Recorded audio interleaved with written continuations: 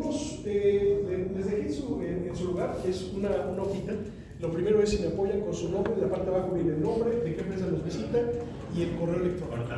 La idea es que me ayuden, no podemos hacer una investigación a detalle, tenemos esas sesiones de workshop que seguramente ustedes escucharon de lo que nos hablaba tanto Mauricio como Arturo en la primera sesión, pero ayúdenme a identificar en primera instancia, por ejemplo, a nivel de estrategia. Cuando hablamos de una estrategia de inteligencia artificial, ¿qué tanto han avanzado ustedes? ¿Qué han visto? ¿Hay una definición ya de lo que quieren hacer, cómo lo quieren utilizar? Si pienso, por ejemplo, en BBVA, debe de haber algo definido desde hace ya un rato. ¿Qué tanto lo estamos haciendo? ¿Cómo aplica eso a México? Y del 1 al 10, ¿en dónde están en esa definición? Una. ¿Sí? Gracias. Cuando hablamos de la parte de los datos requieren una parte de preparación, como bien decían, y esa preparación va en el hecho de que yo seleccione un caso de negocio con el cual yo decido, creo, pienso que lo puedo resolver con inteligencia artificial. ¿Sí? Necesito los datos para poderlo resolver. Esos datos yo ya tengo una estrategia, ya tengo un camino recorrido en ese proceso para prepararlos, para unificarlos, para dejarlos listos y trabajar en un entorno de inteligencia artificial. Del 1 al 10, ¿dónde están en ese proceso? La parte de los modelos. Hay empresas aquí en México, y ahorita vamos a ver un poquito de la adopción, que ya tienen todo un área para trabajar con inteligencia artificial. Saben perfectamente bien lo que es el poder trabajar con un LLM, lo que son los modelos que yo puedo utilizar para, por ejemplo, hacer algún tipo de regresión lineal, ¿sí? Que va dentro de la parte de inteligencia artificial normal, no generativa, normalita. Tengo también modelos que me ayudan, por ejemplo, a hacer la parte de NLP, eso lo vamos a ver. ¿Dónde estamos en ese camino de la utilización y adopción de modelos? En la parte de plataforma, ¿tienen ustedes ya la plataforma para poder hacer inteligencia artificial? ¿Se han preguntado si con lo que tienen lo pueden reutilizar o si están pensando en hacer algo más con lo que tal vez están identificando como parte de un presupuesto para la mitad del año, para finales del año? Es la plataforma que podemos utilizar. La gente, ¿qué tanto dentro de la empresa creen que se encuentra lista para poder utilizar y adoptar la parte de inteligencia artificial? Va junto con pegado con la parte de adopción. Ahí les platico, por ejemplo, un poquito. En México estamos, a nivel Latinoamérica, estamos en un cómodo, no tan padre, 5º lugar de adopción de inteligencia artificial. ¿Sí? Está por delante de nosotros, está entre otros está Brasil, está también Perú, está también Colombia. Colombia está en 4º lugar, por ejemplo. Entonces, dentro de lo que es su empresa, ¿cómo han visto la parte de adopción? ¿Están listos para poder trabajar con inteligencia artificial? ¿Están listos para ofrecer inteligencia artificial? ¿Están listos para poder utilizar inteligencia artificial para mejorar algún proceso, para automatizar algún proceso, para hacer algo dentro de la empresa, hacia afuera de la empresa, con que me ponga el número del 1 al 10? Y al final, en cada una de estas, viene en la parte de abajo si requieren ayuda. Ayúdenos a ver si podemos en alguno de esos casos poderlos ayudar.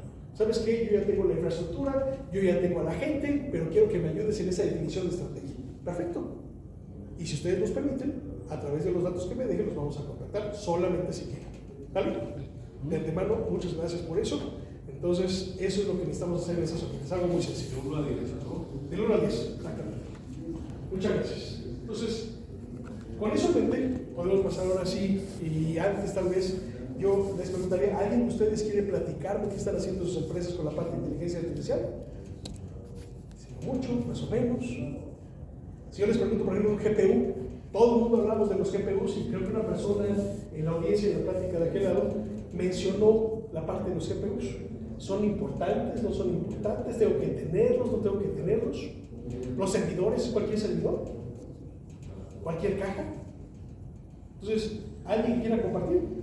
¿No? Depende, ¿no? Sí, claro. ¿Qué es lo que necesitas hacer? ¿Qué es lo que quieres hacer? Desarrollar. Desde este lado, sí, ya como indicabas, tenemos pues ya un par de años, yo creo. Esta parte entonces, le quiero dejar los conceptos, ¿sí? Los mínimos necesarios, los más básicos para tener esa conversa y entender cuando hablamos de inteligencia artificial. Y voy a regresar, por ejemplo, antes de pasar por la parte que les comento, por ejemplo, un banco, no estoy hablando de BBVA en particular, pero un banco, por ejemplo, lleva años haciendo inteligencia artificial, años. Bancomer. ¿Sí? Bancomer puede ser cualquiera de nosotros, no voy a decir ninguno para nada más, porque tampoco quiero ver. HP o... Antes era banco, ahora somos Por ejemplo, ahorita Mercado Libre ya está utilizando la inteligencia artificial de una manera pero brutal, ¿eh? Ya ya hasta las preguntas ya te contesta una máquina y te resuelve o no te resuelve, Yo les voy a decir que le falta también, mucho. De manera genérica, creo que todos hemos estado expuestos a estos chatbots, ¿no? Que de alguna manera son también, vamos a decir, ese aspecto todavía, los primeros pasos en la parte de inteligencia artificial, pero efectivamente lo tienen. ¿Y por qué mencionaba la parte de los bancos? Piensen ustedes en la parte de fraude. La parte de fraude es clave. ¿Por qué? Porque ellos llevan haciendo esto años, toda la vida, pero hoy lo hacen mejor. Sí. Hoy lo hacen mucho mejor. Ya no me dan latas cada 5 minutos y salgo de viaje. Y no es lata, porque a fin de cuentas sí quiero quiero saber si alguien está metiendo mi cuenta. Hoy ya reconocen ciertos patrones en base precisamente a eso. Entonces, el caso del fraude siempre lo han hecho, pero hoy lo hacen mejor. ¿Sí? Exactamente lo que vamos a ver con la parte de inteligencia artificial.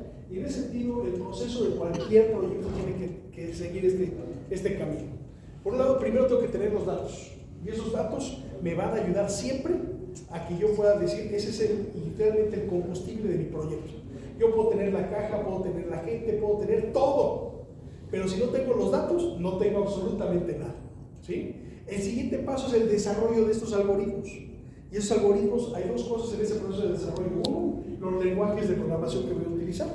Hablaba, por ejemplo, de que yo puedo utilizar estas herramientas para generar código. Ahorita voy para allá. Pero piensen ustedes en algoritmos donde yo voy a utilizar como lenguaje de programación un R, un Python, una Anaconda, hay cualquier cantidad de estos lenguajes. Pero por otro lado tengo que tener un framework o la parte de esos elementos a nivel de librerías que me ayudan a complementar el lenguaje de programación con los elementos que necesito yo para poder a nivel estadístico, matemático e inclusive de llamadas a los GPUs para que pueda ser mucho más eficiente mi código, precisamente generando ese tema o ese trabajo de inteligencia artificial. Eso es lo que yo trabajo aquí. La parte de comparación de datos es clave. ¿Por qué? Porque muchas veces, si yo sé que el caso de uso va a ser, por ejemplo, fraude, o va a ser el caso de una universidad, de que yo pueda identificar cuál va a ser de toda la planilla de estudiantes que tengo, cuáles de ellos son altamente potenciales a que se vayan, cuáles de esos que se van a ir me interesa conservar, y cuáles de esos que quiero conservar, con qué tipo de mensaje deberían de buscar quedármelos. Por ejemplo, ¿sí? Para llegar a eso, los datos son clave, porque puedo tenerlos, pero tengo que prepararlos de tal manera que yo los puedo utilizar dentro de este código, dentro de este algoritmo. Una vez que tengo el algoritmo listo, ahora tengo que entrenar. Un ejemplo bien burdo. Si yo tengo un algoritmo que identifica entre gatos y perros fotos, ¿sí? Yo lo voy a alimentar con cientos de miles de fotos de gatos y cientos de miles de fotos de perros. Y la manera en cómo lo voy entrenando es, por un lado, cada vez que me pregunte, oye, ¿este es un perro? Yo le voy a decir, no, ese es un gato. Oye, ¿este es un gato? No, ese es un perro. Y cada vez va a estar valorando para tomar eso e ir aprendiendo. O la otra es, en base a estadística, el definir qué es un perro y qué es un gato, y al final, a nivel estadístico, presentarme los resultados y yo decirle, el 70% está bien y el otro está mal. ¿Sí? Uno es supervisado y otro no es supervisado. Es la manera en cómo yo puedo entrenar un algoritmo. Es un ejemplo muy burdo. El siguiente paso es la parte de inferencia. Una vez que ya lo entrené, lo voy a liberar y voy a empezar a trabajar con datos que nunca había tenido. De tal manera que ya se le va a presentar el trabajo, es decir, como que lo saco a la vida real. A que trabaje ahora sí, que puede identificar de esas fotos que le van a llegar cuáles son perros y cuáles son gatos. Pero si le llega una silla, un coche o un edificio, nunca va a saber qué es eso. Nunca. Porque no lo entrené con ese tema. Esto es lo que hacemos cuando busco generar un algoritmo. Muy sencillo. ¿Qué pasa después? Esos algoritmos son de diferentes maneras. Puedo tener algoritmos muy sencillos como árboles de decisión, puedo tener regresiones lineales, ¿sí? Estadística, todo lo que hemos visto ahí desde la parte de la preparatoria, la parte de lo que son redes neuronales. Esto ya está más enfocado a la parte de Deep Learning. Deep Learning es un tipo de Machine Learning y Machine Learning es un tipo de inteligencia artificial. Estas redes neuronales, ¿sí? Realmente se escucha más complicado que lo que realmente es. No estoy diciendo que sea fácil, ¿sí? Pero pensemos que yo sé que esta neurona es un puntito de información, yo sé que lo puedo relacionar con muchas otras. Y así ese teje y maneje de las relaciones que voy a tener, le voy a asignar también un peso, una probabilidad de que en base a ciertas preguntas pueda ir por un lado o por otro. Eso es una red neuronal. Ahora, hay un tipo de red neuronal muy particular que se llama transformer. Y ese transformer se utiliza esa red neuronal transformer, se utiliza para inteligencia artificial generativa. Que inteligencia artificial generativa se maneja hoy como cualquier cosa. Entonces hay que entender primero a qué me refiero con inteligencia artificial, que es todo lo que hemos venido platicando, y otro muy particular, el generativo. ¿Sale? Cuando hablamos de ese generativo, ¿sí?, hay dos cosas que tengo que tomar en cuenta. Una herramienta, un modelo que puedo utilizar es el NLP. El NLP, Natural Language Processing, me va a ayudar. Por ejemplo, piensen ustedes, están en tiempo real en YouTube, están viendo las noticias en alemán. En tiempo real, es importante. Entonces yo le pido que me genere la traducción en tiempo real. Entonces de alemán me lo está poniendo en español. ¿Qué está tomando? Está tomando el audio en alemán y lo está traduciendo a español. ¿Sí? Ese es un algoritmo que toma la parte de audio y lo transforma a texto, o de texto a audio, ¿sí? O puede ser incluso de video a texto, o de texto a video. Esa conversa es lo que vemos también en estos chatbots. Un chatbot viene y tiene su raíz en un NLP, porque precisamente el chatbot se le tuvo que alimentar toda esta información para tratar de predecir qué me va a contestar una persona, pero a fin de cuentas tiene un script muy limitado. Eso es lo que yo hago con un chatbot, ¿vale? Siguiente caso, ahora sí la parte generativa. En la parte generativa voy a tener, y decía muy bien Arturo, tengo inteligencia artificial que puede generar datos en base a los datos con los cuales fue entrenado. Entonces yo puedo tener información en texto, en audio, en video, en imágenes, y yo puedo, por consecuencia, ergo, generar información en texto, en audio, en video, en imágenes, que van a ser similares a las que yo utilicé para entrenarme, pero nunca van a ser las mismas. Por eso tengo todas esas herramientas allá afuera en el web que utilizan muy bien nuestros hijos, ¿sí? Donde yo le digo, le voy a dar una foto mía y me pone uniforme de superhéroe, ¿no? O me pone uniforme de policía o de doctor, lo que sea. Con el espacio. Exactamente. Hasta video y como esta simulación, así que. Exactamente. Es un video de un toro con flamas, ¿no? Entonces, hay muchas herramientas, entre ellas la parte de OpenAI, donde tenemos esa herramienta, donde tenemos ChatGPT y tenemos la parte para poder generar esto también. Entonces, ¿qué sigue? Otro término, otro concepto que tenemos que tomar en cuenta. Tengo los NLPs, tengo la parte generativa. ¿Qué pasa? ¿Cómo interactúo yo con la parte de ChatGPT? El día de hoy ya puedo hacerlo con voz. En la versión anterior lo hacía con texto, en mi teclado. Hola chat, ¿cómo estás? Bien, ¿en qué te puedo ayudar? Pues mira, amaneció nublado, pero pues me siento bien. Sí, pero ¿en qué te puedo ayudar? No nos platica nada más, ¿no? A lo que va. Entonces le puedo decir, ¿cómo utilizo yo ChatGPT? Si les pregunto, ¿ya lo he utilizado? Todo el mundo lo ha utilizado. Cuando preguntamos quién se dedica a desarrollar los algoritmos tipo ChatGPT, entonces nadie. Lamentablemente, ¿no? Todavía estamos en ese proceso, ¿sí? Fui a dar una plática a la Universidad de Tabasco. En ese lugar eran más de 500 estudiantes y literalmente todos levantaron la mano cuando decíamos quién lo utiliza. Ahora, ¿quién está trabajando? ¿Quién le interesa? 3, 4 personas. Es un proceso en el que estamos caminando todos. No es de la noche a la mañana. Ahora, con esto, ¿sí? ¿Qué pasa con esa parte generativa?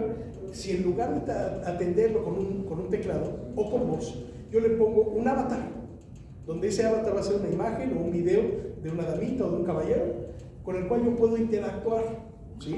Entonces tenemos soluciones que se llaman de Digital Human, ¿sí? O ese asistente virtual inteligente, con el cual, precisamente para el ejemplo de un banco, yo lo puedo acceder a través del website, en mi workstation, en mi laptop, o lo puedo acceder en mi teléfono. Y entonces se me presenta, ya lo único que tengo es una interfaz del banco con una persona, un ejecutivo o una ejecutiva. Y me dice, hola Francisco, ¿cómo te puedo ayudar? Le digo, ¿sabes? Bueno, obviamente me identifico con ella, hago las preguntas, y le digo, ¿sabes qué? Quiero mover de esta cuenta, quiero pagar este y este otro servicio. Quiero confirmar contigo, de tu saldo que tienes en esta cuenta vas a utilizar 100 pesos para 200 para esto. Sí, adelante. Dame 2 segundos, lo estoy trabajando. Listo, ya quedó. Es mucho más fácil, una manera mucho más intuitiva de poder convivir con ese tipo de inteligencia artificial. Y ese mismo asistente lo puedo ver en un call center, lo puedo ver en la parte de soporte, lo puedo ver inclusive en la parte de ventas. Nosotros internamente, antes de que termine el año dentro de él, vamos a tener a esta niñita que se llama Clara. Y esa Clara va a tener dos caras, vamos a poner una pública y una privada. La privada dentro de él, yo le voy a decir, ¿sabes qué? Ayúdame a construir una propuesta para BBVA, tome en cuenta los últimos 2 años y lo que él ha estado vendiendo, ¿sí? Para que haga sentido en ese texto que le voy a escribir. Dame también una arquitectura donde pueda reutilizar en medida de lo posible la plataforma que ellos tienen. Ayúdame también incluyendo la parte económica y la parte del TCO. Y así como yo genero lo que ustedes gusten en ChatGPT, así lo voy a tener internamente. Hacia afuera voy a tener también a Clara, tal vez con un peinado diferente, ¿no? Lo cual va a poder atender a mis clientes a nivel de él, con preguntas, ya no con un texto, no con un chat, sino decirle, oye, Clara, o como se le ponga el nombre, decirle, oye, ¿cuál es la diferencia entre NVMe de discos y los discos mecánicos tradicionales? Ah, buenísimo, entonces me está explicando y va a ser mucho más fácil de que yo pueda interactuar con la gente. Es una forma muy sencilla de poderlo ver y vemos este tipo de proyectos. Hemos estado trabajando con la parte de finanzas, con la parte de aerolíneas. Piensen ustedes, una aerolínea canadiense en México quiere utilizar esto para cuando las maletas no llegan, ¿no? ¿Cuál es el proceso que sigue hoy? Cualquier persona que perdemos, o más bien nos pierden las maletas, enojarse. ¿no? Si llego a las 2 de la mañana, tengo que estar buscando a la amiguita o al amiguito que me atienda, si es que está, ¿sí? Y que llene un formato. Yo en ese momento quiero matarlo, quiero matar a alguien, no quiero llenar formatos, ¿sí? Entonces, esta aerolínea lo que está buscando hacer es tener un kiosco donde yo me identifique, va a decir, oye, ¿en qué vuelo vienes? Perfecto, entonces el vuelo y el apellido, ya sabe la reserva, sabe si viajé con mi familia o si viajé solo, ¿sí? Sabe si tengo algún tipo de historial, si soy cliente frecuente, vamos a ponerle o no, ¿sí? Y cuáles fueron las maletas, ya no tengo que llenar nada. ¿Y sabes que tu maleta sí efectivamente se quedó ahorita y está en Colombia? Sí, pero llega mañana, te la hacemos llegar, tengo esta dirección, es la correcta, te la hacemos llegar. Es una interacción mucho más diferente, mucho más eficiente que como lo hacemos el día de hoy. Esa es la idea de este aerolínea. ¿Sale? Sí, por la intervención. Yo pienso que todavía... El día de hoy lo mismo me da cuando hablamos de un modelo de ChatGPT, trabaja con modelos LLMs o Large Language Models. Cuando decimos que son large o grandes, realmente son muy grandes. Piensen ustedes de qué manera se tuvo que entrenar ChatGPT para que yo le pueda preguntar casi cualquier cosa. Yo le puedo preguntar el día de hoy, dame la receta de huevos benedictinos, ¿sí? Le puedo decir que me ayude a cambiar la bujía de un Volkswagen 74, son cosas completamente diferentes. O le puedo decir que me ayude a generar una rutina en R para que me ayude a poder crear un algoritmo utilizando regresiones lineales para poder predecir qué producto se va a comprar o qué servicio se debe de vender o enfocarle a cierto tipo de clientes en Navidad. Son cosas completamente diferentes. Esas categorías de información, vamos a decir que son los parámetros. Entonces un LLM se utiliza el día de hoy, yo lo puedo decir, por eso las métricas que escuchamos, es decir, es un LLM, ¿sí? En este caso un Llama 2 o Llama 3, de 70 millones de parámetros, billones. Son las categorías y el tipo de gente, por eso le puedo preguntar lo mismo, que me dé una receta o que me ayude a construir una carta para que corte con mi novia, ¿no? Eso lo puedo hacer. Entonces, un algoritmo de ese tamaño tarda mucho en entrenarse y utiliza muchos recursos. Un ChatGPT en versión 3.5, vamos a pensar que utilizó GPUs, que son las tarjetas que nos ayudan a procesar de manera paralela, mucho más eficientemente los procesos, vamos a llamarle así. Esas tarjetas, el día de hoy, cada una me entrega hasta 80 teraflops de procesamiento. Una. ChatGPT 3.5 se entrenó con 10,000 tarjetas de estas. 10,000 durante 9 meses. Es mucho. Estamos en la 4. Y la 4, en la 3.5, llegamos a los 700 billones de parámetros de lo que es el modelo, el LLM de ChatGPT. La versión 4.0 ya estamos en los 3 trillones de parámetros. ¿Sí? Ahora, ¿qué pasa? Lo que es lo que viene a continuación. Si el día de hoy yo le pregunto algo a ChatGPT, ¿de dónde viene la información? Alimentamos los que preguntamos. Sí. Entonces podemos manipular ChatGPT. 100%. Porque si yo ranqueo una compañía mía cuestionando la respuesta, sí, ya me lo va a incluir en la siguiente.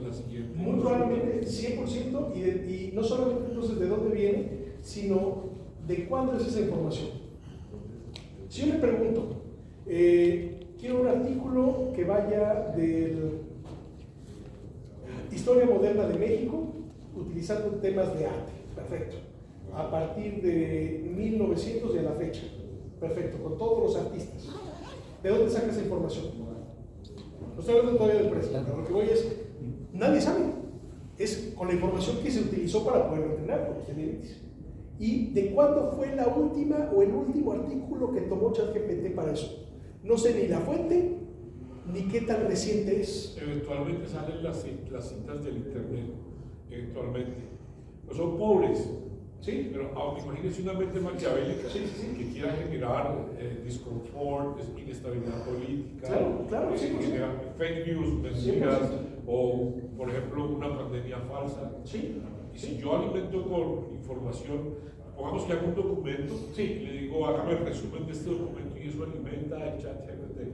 Cuando alguien haga una pregunta relativa, él puede sacar esa información como si fuera verídica. ¿No es peligroso? Sí, le comento que no necesariamente todo lo que genera lo vuelve a alimentar. Lo que sí es que todos esos ataques hacia los LLMs, o en este caso la parte de ChatGPT, buscan interrumpir el proceso de entrenamiento. Porque si yo meto mala información, el entrenamiento se va a Pero ¿quién hacer. garantiza? No, yo estoy diciendo que se garantice, precisamente por lo mismo. La información con la cual yo recibo de vuelta, el día de hoy no tiene una fuente fidedigna, ni tampoco ¿Quién la tiene... certifica? ¿Quién la comprueba? Exactamente, es exactamente lo que estamos mencionando. ¿Y de cuándo fue? Entonces, para que yo pueda hacerlo mucho más eficiente cuando pienso en un chat GPT de mi empresa, yo puedo tomar un LLM que ya fue entrenado, yo lo puedo hacer, pero ya vimos que utiliza muchos recursos, ¿sí? Y mucho tiempo, ¿sí? Y recursos no solamente de cómputo, sino de gente, de datos, ¿sí? Entonces, el siguiente tema va de la mano con algo que se llama RAG, o lo que es Retrieval Augmented Generation. Y ese RAG lo que hace es, pensemos en un ejemplo muy burdo, ¿sí? Yo le pregunto a ChatGPT, ¿cuál es el planeta que tiene más lunas? ¿Sí? Yo puedo pensar, en base a lo que yo estudié hace quién sabe cuántos años, ¿sí? Que es Saturno. Pero tal vez mi hijo está en ese proceso de aprendizaje, pero lo que hoy se sabe de planetas es muy diferente a lo que yo conocí cuando yo estuve en la escuela, ¿correcto? Si yo le pregunto a ChatGPT eso, vamos a pensar que me da de vuelta también Saturno. ¿Yo le creo? Pues idealmente sí le creo, idealmente. Pero decía, no tengo una fuente y no tengo tampoco la fecha en la que fue tomado eso. Entonces, cuando buscamos un LLM para una empresa, yo voy a tomar de manera genérica esto y le voy a pegar algo que se llama una base de datos vectorial, que realmente es un contenedor de información. De tal manera que lo que va a hacer es que cuando yo pregunto, recibo este token, lo primero que va a hacer el modelo de inteligencia artificial generativa va a ir a buscar a esta base de datos, en lugar de ir directo al LLM. Si lo busca aquí y aquí lo encuentra, aquí lo devuelve. Yo soy el encargado de poner aquí la información. Entonces yo puedo poner ahí información que sea de última, vamos a decir, del último mes, y que sea propia, porque sé que la gente que lo está usando solamente es mi empresa, o si es pública, porque es lo que quiero que conozca la gente afuera. Pero esa es la manera de cómo se está resolviendo a nivel industria, el que yo no tenga que reentrenar un LLM, sino complementar con información que se abriente. Regresando a la pregunta de la NASA, perdón, a la pregunta de las lunas, pues lo ideal es que yo tenga información de la NASA y que sea reciente, ¿no? Entonces, eso es lo que buscamos con eso, y ese es otro de los tópicos o de los conceptos que es importante que se lleve en corto. Un proyecto de inteligencia artificial nace de la parte de negocio, no de la parte técnica. Tiene que tener los datos. Si no tengo los datos, no tengo manera de darle seguimiento a esto. La manera en cómo yo implemento un proyecto de inteligencia artificial es de dos formas, nada más. Una, yo compro una herramienta que ya esté lista para hacer inteligencia, para poder hacer algo con inteligencia artificial, o yo me encargo de llevar a cabo todo el proceso que vimos anteriormente. Selecciono los datos, los preparo, genero el modelo, lo entreno y llego a la parte de inferencia y lo libero, ¿sí? Hay esas dos formas, that's it, ¿sí?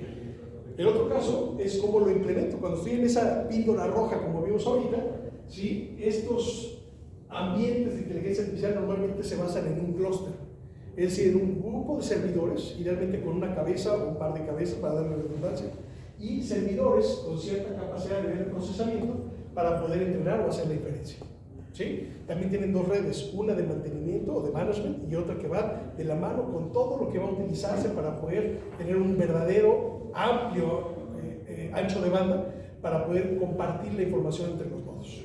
¿Sale? El tamaño de este clúster puede ser algo muy pequeño o algo muy grande, dependiendo del caso de uso, dependiendo de los datos, dependiendo de la gente que lo va a utilizar. Y esas solamente son las cajas. Sobre las cajas existe todo un ecosistema de software que va desde la parte de lo que serían los modelos que voy a utilizar, la parte de los elementos a nivel de programación que tengo que utilizar, las herramientas que voy a poder utilizar en este caso, que me ayuden a amarrar ese caso de uso al contexto o al código que estoy generando. ¿Sí? Último paso, de lo que vimos anteriormente, nosotros cómo lo juntamos todo esto.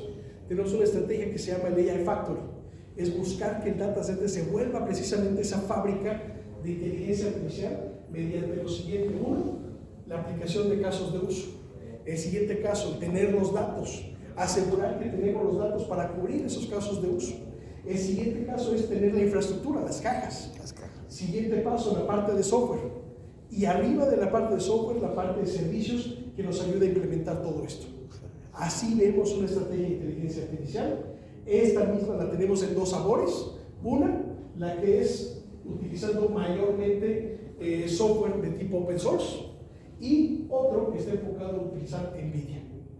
NVIDIA es un partner muy fuerte de el CEO, como ya decíamos al inicio, el CEO en el evento de ellos, que es el GTC, al único CEO que le dio así el spot y que se paró y saludó así de nombre completo fue a Michael Dell.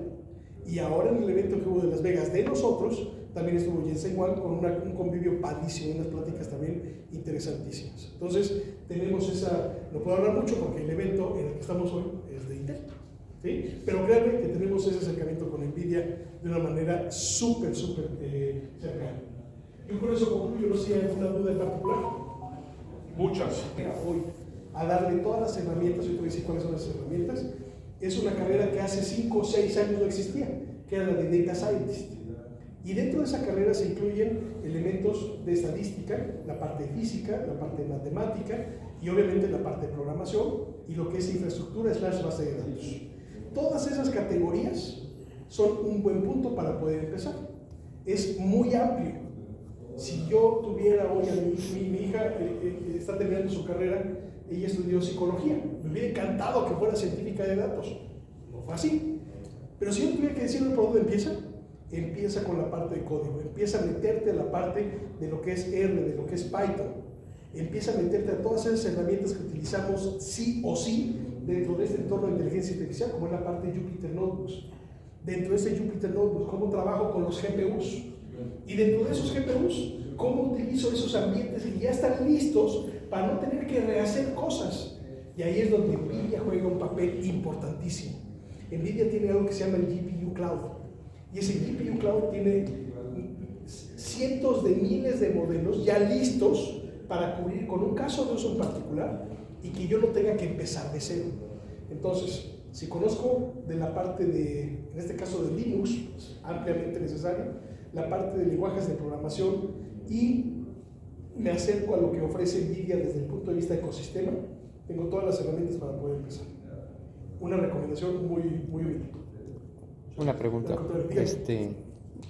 Marcos Berumen, sí, a tus órdenes. La inteligencia artificial viene siendo el desplazamiento de mucho personal humano en las empresas. Te voy a decir algo que creo firmemente, y te voy a decir, yo tengo en Dell, si todo sale bien, en noviembre, en noviembre cumplo 19 años aquí en Dell. Antes de eso estuve en Nextel, ¿se acuerdan de Nextel? Ahí estuve un año. Antes de eso estuve en NSR, en una empresa, en una división que se llama Teradata, ahí estuve 10 años. ¿A qué voy con todo eso? Antes estuve en Microsoft 3 años, siempre he estado metido en temas de analítica, siempre he estado metido en temas de datos. ¿A qué voy?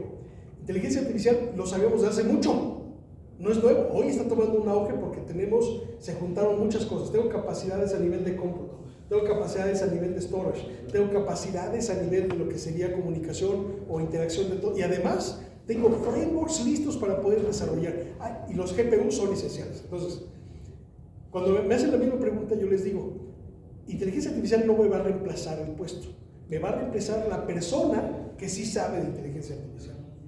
Entonces, creo que es mucho más satisfactorio saber, ¿sí?, que tengo la capacidad, tengo la opción el día de hoy de meterme al tema de inteligencia artificial para hacer lo que yo hago el día de hoy de una manera mejor o poder aplicar lo que sé que se va a necesitar, una herramienta adicional. Ahora, en ciertos casos, ciertos puestos que requieren una automatización de tareas que son repetitivas mayormente, sí va a haber un desplazamiento de gente, pero se van a generar otro tipo de empleos. Eso es lo que yo creo firmemente. De hecho, nada más para complementar, la semana pasada de forma interna tuvimos una sesión con un catedrático del TEC, de Monterrey, y hay un estudio que ya lo midieron en Estados Unidos, ya hay un estudio que se hizo de 2023 a como mayo de 2024, y el punto 005 fueron las personas que perdieron algún tipo de empleo, y el punto 010 fue el incremento de puestos relacionados a la inteligencia artificial. O sea, no se perdieron puestos, se ganaron puestos relacionados a inteligencia artificial. O sea, simplemente sí va a desplazar algunas cosas, algunas funciones, pero va a seguir teniendo esa persona que administre, que lleve, que implemente, que ponga, que haga todo con inteligencia artificial. Pero de personal muy especializado, muy capacitado. Exactamente. No de Digo, en la parte de pérdida de empleos no pinta en un panorama más atrás. No se ve. No se ve que pinte. La adopción va lento a nivel mundial. Sí hay países que llevan mucho más una ventaja haciendo muchas cosas, pero también porque las economías son diferentes. Las economías son diferentes. Latinoamérica tiene una economía muy parecida, todos los países la tenemos unas situaciones muy parecidas, pero a nivel mundial en general la adopción va lento. Pero de que va a pasar, por ejemplo, ¿se acuerdan de CRM? De cuando salió la burbuja de CRM, que todo el mundo hacía CRM, todo el mundo. Estaban las empresas como Siemens, ¿se acuerdan de Siemens? Que ellos tenían una permanencia de un negocio en los centros de contacto, ¿no? Pero también la gente que hacía analítica decíamos que hacíamos CRM, porque nosotros movíamos los datos para conocer mejor a los clientes y enfocarles su producto. ¿Se acuerdan también que todo eso pues es una burbuja, así como muchas cosas que han pasado? Inteligencia artificial no es una burbuja. Inteligencia artificial sí va a cambiar la manera de cómo vivimos, cómo hacemos las cosas, sí va a haber un antes y un después. Y como todo, cuando sucede eso, cuando hay esos cambios importantes, es la gente la que nos debemos de preparar en medida de lo posible, no importando cuánto tiempo tengamos haciendo lo que estamos haciendo, porque claro, siempre se necesita, ¿sí? Hoy por hoy, estoy 100% con lo que dice Carlos, no hay un indicador que el día de hoy diga, ¿sabes qué sí está afectando? No. Y yo le pegaría lo que decía anteriormente. ¿Vale? Francisco Aguirre, sí, ¿nos puedes repetir tu correo para...? Sí, francisco-aguirre@del.com. Ahí estamos, cualquier cosa. Les agradezco la atención, el tiempo que me dejaron el día de hoy. Déjenme por ahí. Gracias. Tenemos una pregunta, el primero que levante la mano y se lleva el libro porque todos estuvimos participando mucho. Así que atención rapidísima.